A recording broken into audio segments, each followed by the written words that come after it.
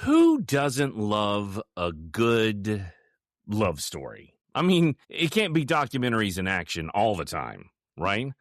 I'll admit, I even get a bit of hugga when it comes around time for, Christmas movies on the Hallmark Channel. Although, isn't it odd that some people believe that even the Hallmark Channel has gotten political? I mean, seriously. I mean, if you haven't heard, they've come under some heat by people that have gotten upset by the somewhat, I guess you'd say, inclusive part of their broadening shows, more LGBTQ characters, different family units and the like have aggravated some people. And now they have competing family channels with people claiming that their channel has the most familiest content. I mean, what exactly constitutes a family? Is it something we really need to argue about?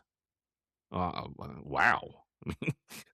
Arguing what constitutes family and arguments about that could really be an episode in and of itself for this podcast, huh? Well, let's step away from all that and just accept that sometimes we have to share the remote. But I will gladly watch certain romantic movies on my own. Seriously. Let's discuss briefly my top 3. I was talking about this with my wife recently, and she actually guessed them. All in this particular order. So, if I had to list my top 3, I guess what you'd classify as romantic movies, I'd say Bridget Jones's Diary would be number 1. It's witty, it's British, and you can't beat the fight sequence between Colin Firth and Hugh Grant. I mean, so good. While living in Wilmington, by the way, I got to have a small non-speaking role in a pretty dismal film with Colin Firth and Emily Blunt. Never got to officially meet them, though I got to sit next to Mr. Firth in a makeup trailer. I didn't speak to him because I was terrified to do so due to an earlier encounter I'd had with another celebrity on a different project. I hate that tainted me, because I'd love to have talked to him about that film, or the King's Speech or Conspiracy or The Railway Man, though I don't think that had come out yet. Well, heck, he probably thought I was some kind of stuck-up jerk for not even talking to him. Well, at any rate, my character fed a pug French fries in the distance, and so my character's name was Pugman. Then Blunt and Firth's characters break into what is believed to be my house and have sex in it. Yeah. And the dog I was feeding, his name was Pug Daddy. That probably hasn't aged well. And there's another interesting story about Firth and Blunt not being allowed to get into a bar in downtown Wilmington, North Carolina, because the bouncer didn't recognize that their IDs were from the UK. The owner of the bar, is a friend of mine, was pretty ticked about that missed opportunity. Anyway, that's a whole lot about that particular movie and not about Bridget Jones's Diary. But Bridget Jones's Diary, absolutely my number 1. Moving on, this might upset some people or not. I don't know. Love Actually. I mean, holiday classic, another Hugh Grant, Colin Firth joint, and others. I mean, Emma Thompson's making the bed after realizing her husband has given a necklace to someone else. I mean, just brilliant. Hugh Grant getting caught dancing, brilliant. Rowan Atkinson, also amazing. Though, if you take the holiday feel out of the movie, there are some questionable moments. I mean, like when the one female character comes running out and kisses the guy after his little low-tech slideshow. I don't know. I'd probably be unhappy with that choice, Me sitting upstairs watching TV, I don't know. Anyway, my number 3, Some Kind of Wonderful. Perhaps a little obscure, but really spoke to me when I was in middle and high school. I mean, an artsy kind of outsider, not really mainstream, not a jock, trying to feel a connection with someone who caught your eye while completely denying the doting of your tomboy drummer friend. Okay, maybe not entirely mirroring my life, but however, Another Brush with Fame was one of my first TV spots I did as a featured extra on One Tree Hill, and Craig Sheffer was selling me a car in that scene. I had no lines and was just supposed to react. The first time on a studio set. It was shot out at Screen Gems, and during a reset, I told him how I really enjoyed his performance in Some Kind of Wonderful as the jerk boyfriend of Leah Thompson's character that, gets his butt kicked at the end of the film. And I think he was surprised anyone still remembered that movie. But hey, it's a classic. Yeah, that's a solid set right there. But I think the one we're all most familiar with as a dramatic love story is Romeo and Juliet. Come on, the Shakespearean piece about two lovers from two families in conflict involving the unintentional suicide of two teens whose entire relationship lasts about 4 days. I teach middle school, and for middle school kids, it is that dramatic. Even today, little 4-day romances and their world is coming to an end. And I've done my fair share of Shakespearean pieces, but I don't think I've ever watched a live performance of Romeo and Juliet. I've seen film versions, Leonardo DiCaprio, Claire Danes' version. It had a great soundtrack and was a great film to take a date to in the mid-90s, but I feel it's kind of like Shakespeare for the ADHD. I don't know. It's not one of my favorites, but speaking of Shakespeare and acting, we have our first sponsor. That's right. So, without further ado, let's hear it.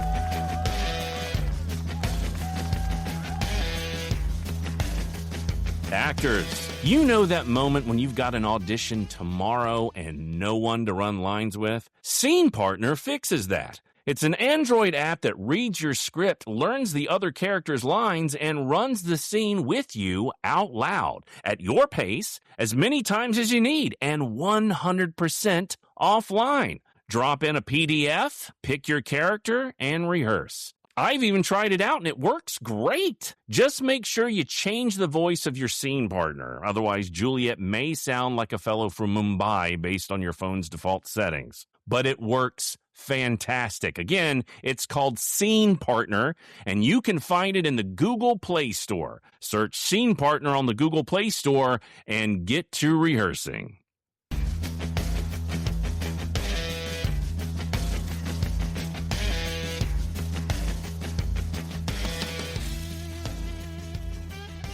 Do you see yet where we're going? How all of this is tying together? Well, today we're going to get into one of the more well-known aspects of this famous vendetta with the famous love story between Johnse Hatfield and Roseanna McCoy. It's episode 8 of this famous vendetta, and I'm your host, Jason Hatfield.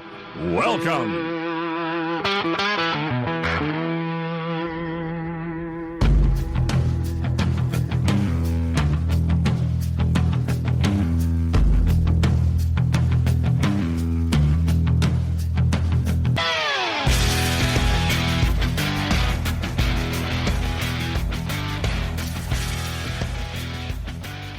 It was election year in the Tug, 1880. Elections were being held across the country. Presidential candidates James Garfield and Winfield Scott Hancock were in the running, as were a portion of the 76-member Senate and the entire House of Representatives, consisting at this time of 293 members in 38 states. Ulysses S. Grant was running for another term, but did not win the Republican nomination. His presidency had been mired in scandal. Instead, James Garfield was the Republican candidate, and Winfield Scott Hancock for the Democrats. The election appeared to be a referendum on the understandings made from what was referred to as the Agreement of 1877, which allowed Rutherford B. Hayes, a Republican, control of the White House. As long as Reconstruction would end, the Union troops would be pulled out of the South and allow the Southern states to govern themselves, which would, of course, usher in the era of Jim Crow with voting discrimination, marginalization of other rights, and would maintain African Americans in a second-class category in the southern United States until the Civil Rights Movement of the 1960s. Well, James Garfield would win this election by a relatively slim margin, less than 10,000 votes, although some claim it was less than 2,000. That's kind of weird. Some people claiming less than 10, like around 9,000. Some people said it was less than 2,000. I was trying to find actual voting numbers. It was difficult to come across. But James Garfield wins by a relatively slim popular vote margin, but capturing an astonishing 214 electoral votes to Scott's 155. The popular margin doesn't seem to reflect the Electoral College win. Well, Garfield would eventually be assassinated by Charles Guiteau within the first year of his administration, who had wanted to be ambassador to France and felt that there were issues within the Republican Party, and the only way to end those conflicts was to assassinate Garfield. Guiteau is historically understood to have been, possibly psychotic. There's an interesting miniseries called Death by Lightning that goes through this relationship and conflict. Well, elsewhere, the population would reflect growth in the upcoming census of that year. It showed the country was continuing to grow, seeing increases in representation in 22 states, a decrease in 3 New England states. California at this time had an increase from the last census count, changing their congressional representation from 4 to 6 representatives. Georgia had increased from 9 to 10, North Carolina from 8 to 9, Kentucky from 10 to 11, and West Virginia from 3 to 4. It was August of 1880 of that election year in the Tug Valley, and despite the ill-fated outcomes of events for Randall McCoy, losing the hog trial, having a brother killed, yet justice having been served in the acquittals of his nephews Sam and Paris, or was it justice? I'm not sure about that yet. In any case, it was a life-changing time for his daughter, Roseanna. She was a red-headed, beautiful woman of 21. Born in 1859, she was the 9th child of Randall and Sally. She was single, and at this election, she caught the eye of one of Devil Anse Hatfield's sons, Johnson, or Johnse. He was Anson LaVicey's oldest child, yet a young man, 2 years Roseanna's junior. And that typically surprises people. People just typically assume that he's older. Johnse will always be considered somewhat of a ladies' man, despite his rail-thin frame, bushy mustache, ruddy cheeks, and wide ears. Understand, he's a cousin of mine. Still, he must have been quite the charmer. And we'll get more into that later. But how did this relationship start? What was said? What would have crossed their minds about the family troubles we think of in this history? Were they two people wanting to buck the system and follow their hearts? Or, as we've been evaluating, was there any real trouble to navigate at this point? Well, I'm not going to pretend to understand the relationship between the two or try to imagine some ham-fisted imaginary dialogue between them. And believe me, I've read some pretty strained imagined conversations between the two. But I've not read much of anything from those two participants directly. There are no love letters, no direct quotes or source material about the relationship that I've seen. In fact, it feels like some of the earlier news articles about the events written shortly after these events occurred may have influenced the narrative of this. You see, once this conflict becomes big, and spoiler alert, it will, reporters begin to brave the terrain to come in and interview people to get the truth of what this conflict was about. And those early reports become the basis for what many people think they know. There will be a lot to unpack about that when we get there. However, the consensus is Roseanna and Johnse met at this election and fell in love. I think this part is fairly certain, or at the very least agreed upon in family lore by both sides of the family. At some point shortly after, they come to live together at Devil Anse's for a few months, perhaps even welcomed by the patriarch to a degree. And by some accounts, Johnse and Roseanna lived there for as long as 6 months. That's a good while. Perhaps a typical relationship for young people. But remember, these times are not our times. So why not build their own home? Why not start their lives on their own? Why stay with the folks? I'm not sure how long they knew each other before the move, but it doesn't appear to have been long. And somehow, I don't think my parents would have appreciated me bringing a girl home I just met and have her live in our house for 6 months. But again, let's not compare our time to theirs. It's a different era. I'm not sure why she didn't go back home. How long did they know each other prior? I mean, they did know each other before, though, right? I mean, the families were already intermarried. There's not a lot of clarity or chance for answers for this, and we'll get into the why. But regardless of the degree of love felt by either party, she will eventually leave Johnse and Devilance's home to go live with her Aunt Betty McCoy. Again, why not simply return home to her family? It appears that her father disapproved of Rosanna's life choices and her pregnancy. That's right. And that time, Johnse and Roseanna conceive. Now, this is after the hog trial and around the time of Bill Staten's death. If the view of Randall is to be believed by modern-day writers, then that he was bearing a grudge towards the Hatfields, despite it being McCoys who had been involved in the crucial points of that court case, then why would Roseanna have gone to live at Devilance's with Johnse in the first place? Was Randall truly opposed to it? Would Devilance had simply allowed it? Was the relationship that serious? Or maybe it wasn't an issue with the Hatfields at all. Perhaps the animosity is something engineered afterward to make the story more exciting. As we've discussed, it doesn't appear that much has arisen to really create anger between the two families, or there hasn't been much action to suggest that there was this anger. Well, it gets complicated. Randall allegedly shuns her. He shuns his daughter, and that's perhaps why she went to go live with her Aunt Betty. Now, understand, unmarried pregnancies weren't something entirely unheard of in the mountains, but there was probably a bit of a stigma attached nonetheless. In later newspaper accounts, they claimed that Johnse was already married and forced Roseanna to come home with him because mountaineers have no rule of morality. Now, that's a direct quote. Mountaineers have no rule of morality. But again, the evidence just isn't there. Johnse wasn't married yet and did not force his wife to accept Roseanna as a mistress. And yes, that is suggested in accounts around that time. There is a considerable lack of respect for the people in this area by some newspapers, and we'll cover that again in greater detail in later episodes. For now, again, there's no family conflict.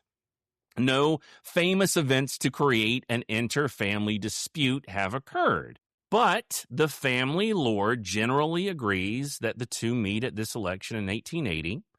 Within 6 months, we're aware that Roseanna's living with Johnse and that she's pregnant, though I'm not entirely certain when she officially arrives or leaves the home. Well, in the fall of that same year, one of the more legendary romantic events occurs. Hatfield-McCoy, also son of Randall and therefore Roseanna's brother, is appointed special deputy of Pike County, Kentucky. By one account, Johnse and Roseanna meet in a secluded clearing when they are surprised by Roseanna's brother and a host of other men. Tolbert arrests Johnse, in some versions, for charges on concealed weapons and illegal liquor sales, while Truda McCoy, again in her book, The McCoys, Their Story, claims it was for seducing girls. I'm beginning to get that Truda isn't really complimentary towards the Hatfields. There is some bad blood there, and I'm not entirely sure why. I'm frequently asked if I hate McCoys. And I'm not entirely certain I've ever met an official quote-unquote one, but these events happened over 100 years ago. Why would that impact me? So, for the record, the answer is no, at least as far as their involvement with this history is concerned. I mean, if they were a jerk, maybe my answer would be different. Well, anyway, back to Truda's version. Given that Roseanna is 2 years older, at age 21, seduction charge is a difficult claim to make. Also, not giving Roseanna the agency of independence she has. I'm not convinced that Roseanna is a babe in the woods, lost in this part of the history. I'm not casting blame or shame on her. But I don't think that Roseanna is also naive or stupid. She's making decisions of her own. And whatever the charge, Tolbert is taking Johnse to Pikeville for trial and definitely for prison. The story is, and this is the romantic part, Roseanna gets on a horse and rides through the night to tell Devil Anse of the capture. And the fact that she's riding through the night perhaps alludes to the fact that either they met away from the home or, as is often suggested, she no longer lived with the Hatfields by that point and was with her Aunt Betty. So she's either meeting him away from home for privacy or she's not living there. I think the meeting in privacy, though, may be more logical. You see, this arrest happens in the autumn of 1880. If the timeline we believe to have happened is true and that she was living at the house for about 6 months, 6 months wouldn't have been the autumn. 6 months would, from August would be about, February of 1881? So was she still living with Johnse at Anse's? I think so. Perhaps if the ambush allegation is correct, perhaps it was the only time they could have had privacy. Again, these aren't, chateaus or large estates that they're living in. In some accounts, the number of rooms in these mountain homes are limited and people lived and slept in the same room. Again, much of this isn't clear. Perhaps they met in this secluded clearing in order to have some privacy in the relatively small homes they had. Perhaps they were talking about the pregnancy. Perhaps they were trying to sort out their feelings. Regardless, Devil Anse will come to Johnse's rescue. After Roseanna finds him, he mounts up along with about 30 other supporters by some accounts. There will be no bloodshed, but a show of force will persuade Tolbert to release Johnse from custody. Allegedly, the McCoys are threatened, and I think it was Calvin McCoy, who's another brother of Tolbert and Roseanna, stands up to Devil Anse, gaining respect from the elder Hatfield. But again, this is all lore. Regardless of what is known or agreed, is that Johnse goes free. But this poses a question. Why didn't Devil Anse allow the arrest and subsequent court case to continue? Why is the behavior so different from before? We've seen, 2 court cases? Is a third court case too much? Was Johnse guilty of arms sales or moonshining or seducing girls? It does seem a bit out of character for an armed taking of Johnse from law enforcement, unless there was a belief that with the death of Bill Staton that had happened in June of this year, in 1880, that Johnse would be similarly killed. So Bill Staton's killed in June of 1880. Johnse's arrested in the autumn when Roseanna goes on this midnight ride. So maybe there's a belief that Johnse's going to be killed also. Bushwhacked? But, under the guard of a deputized individual? I don't know. It creates a lot of questions. Behaviors and accounts, again, aren't consistent. But Roseanna's ride in the night, either in rain, as it's sometimes supposed, or not, is well known in my family lore. If she were pregnant, as the timeline suggests, then her care for Johnse is even more astounding and perhaps more dangerous for her pregnancy. But also not entirely repaid by affection. Roseanna will eventually leave to go live with her Aunt Betty at some point, either during this, before, or after. She doesn't go home, and she doesn't stay at Devil Anse's home. So by this point, perhaps her relationship with Johnse has become strained, causing her departure. Maybe it had to do with the attempted arrest by her brother. I don't know. But by doing the math, we find that the two had a love affair that lasted within 10 months. Decidedly longer than Romeo and Juliet, and also nobody killing themselves over the fallout. It's commonplace to make this Shakespearean comparison. Their families are feuding against each other. The two apparently do love each other, and both families seem to disapprove of the coupling on some level. By the way, Shakespeare's head is missing from his grave. I'll just toss that out there. It's true. I did some research after my wife and I traveled to the UK, and we visited his gravesite while we were there. Apparently, they did some sonic or radiological scans of his grave, and his head is missing or heavily disturbed, allegedly stolen by 18th century grave robbers. So there's some cocktail trivia. Also, by the way, in the same church Shakespeare is buried, there's a large stained glass window donated from, I think, a Shakespearean entity in America. And one of the windows depicts Charles I as a martyr. Look at that, making those connections.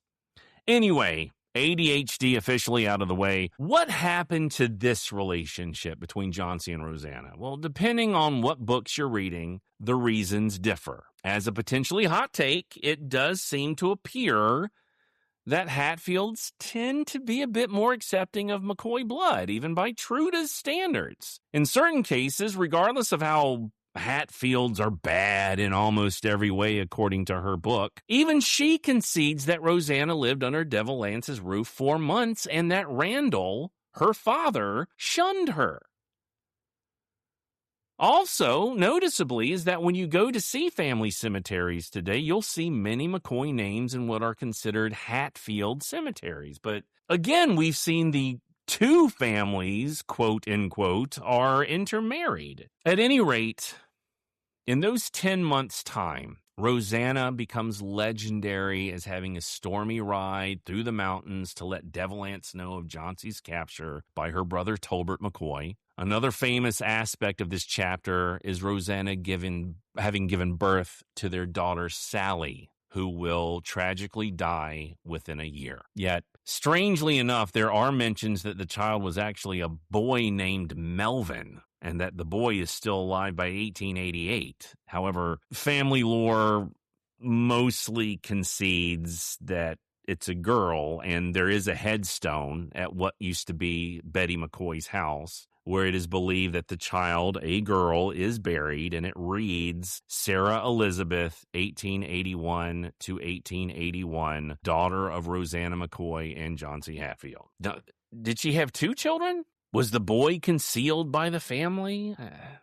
My family, again, always accepted that it was a girl, and she died within months. And from what? Apparently a combination of measles and pneumonia. If this combined set of events isn't a Hallmark movie, I don't know what could be. Or at least one of the competitor Hallmarks. Or would this be controversial enough for Hallmark to confirm the waywardness of Hallmark by their critics?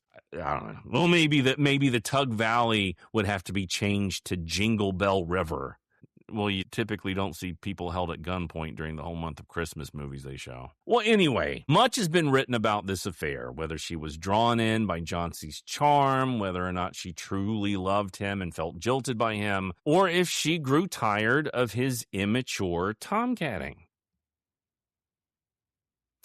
I also wonder how Johnse felt about her pregnancy and about the loss of his child.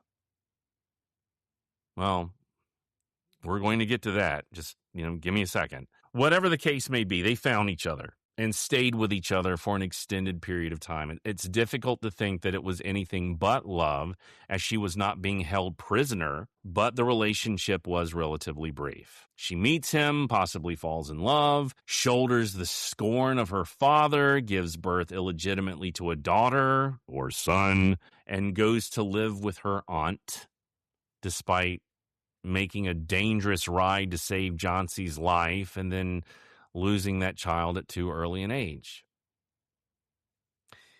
And what's worse is that by May of that next year, 1881, the same year Roseanna allegedly leaves, gives birth, and loses the child, Johnse marries Roseanna's cousin, Nancy McCoy, who also happens to be 15 years old. Yeah, it happened just that quick. And what's compounded on top of that? Hope you're sitting down. Nancy is the daughter of Asa Harmon McCoy. Okay, now stuff's going on.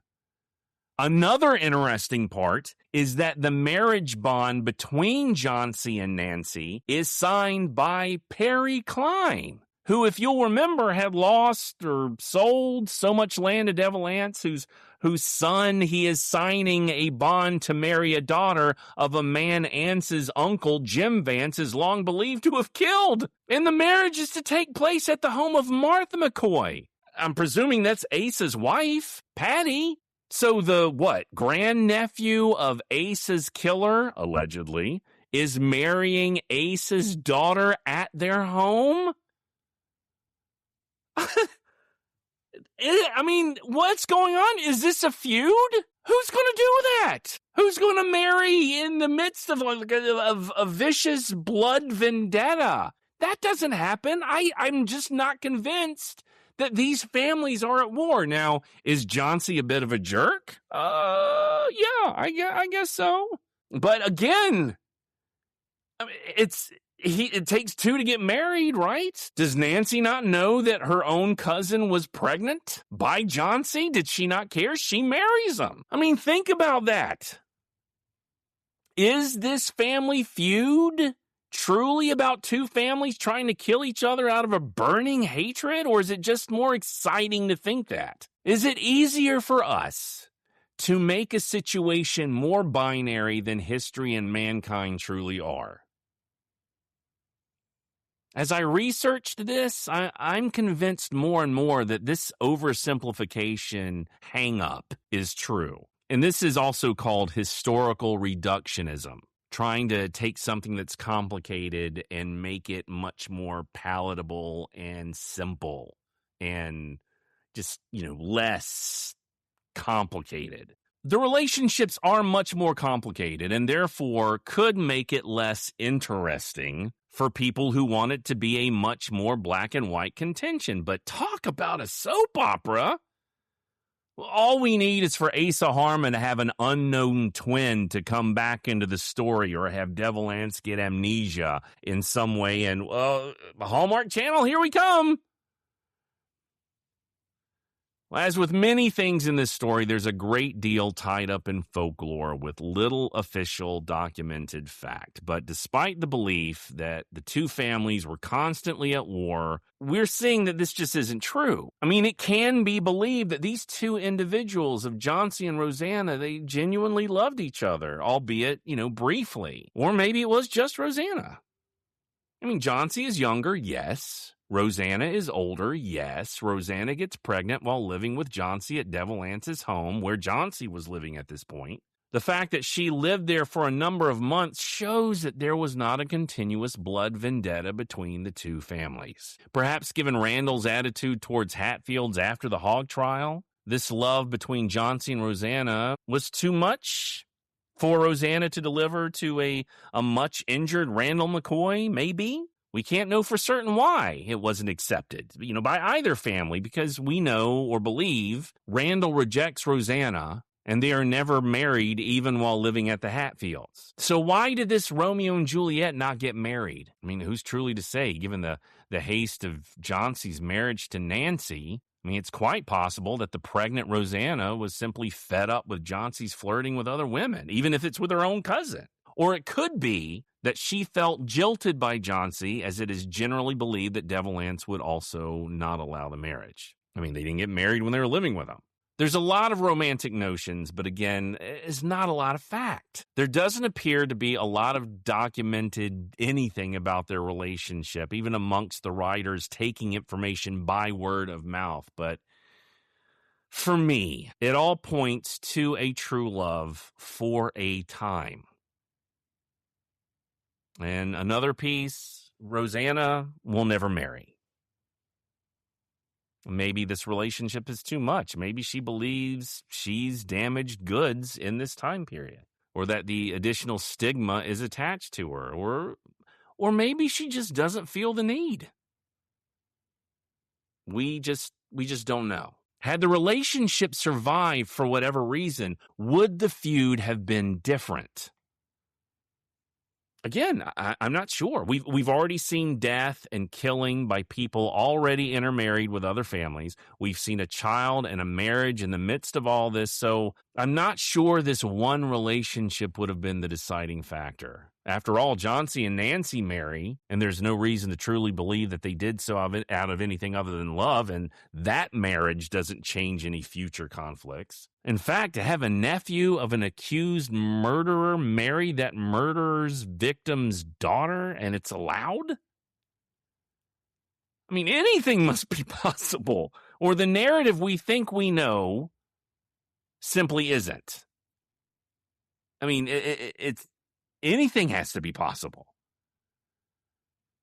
And given that both parents seem to reject one marriage and possibly not the other, I mean, well, the wedding doesn't happen at Devil Anse's, and he isn't signing the bond. We don't even know what kind of wedding it even was. So this relationship doesn't appear to have been a factor, at least openly, for the escalation of the feud. It does, however, make Roseanna out to be a fairly tragic figure. She fell in love with a guy, doesn't marry him, has a child that dies young, never remarries. He goes off and marries her cousin. So if this dramatic love story didn't escalate the feud, and we've seen, sparks like the wartime death, the land sale, the hog trial, or the death of the witness, then what did ignite this infamous conflict? Why haven't we seen it? How is it that 8 episodes in, we still haven't found the crucial spark? I personally think it happens at the next election in 1882, proving once again that booze and politics are a volatile mix. Join us next time for episode 9. I think this one's going to be intense, and you won't want to miss it. And that wraps up this episode. Thanks again for taking the time to listen. Tell everyone about this podcast. Let's get the word out. You can also find us on social media under This Famous Vendetta. And if you'd like to sponsor an episode, reach out to us and let us know. Like, subscribe, rate, share, review us on wherever you listen to your podcast. Thanks for listening. Now go out there and make history in a good way. See you next time.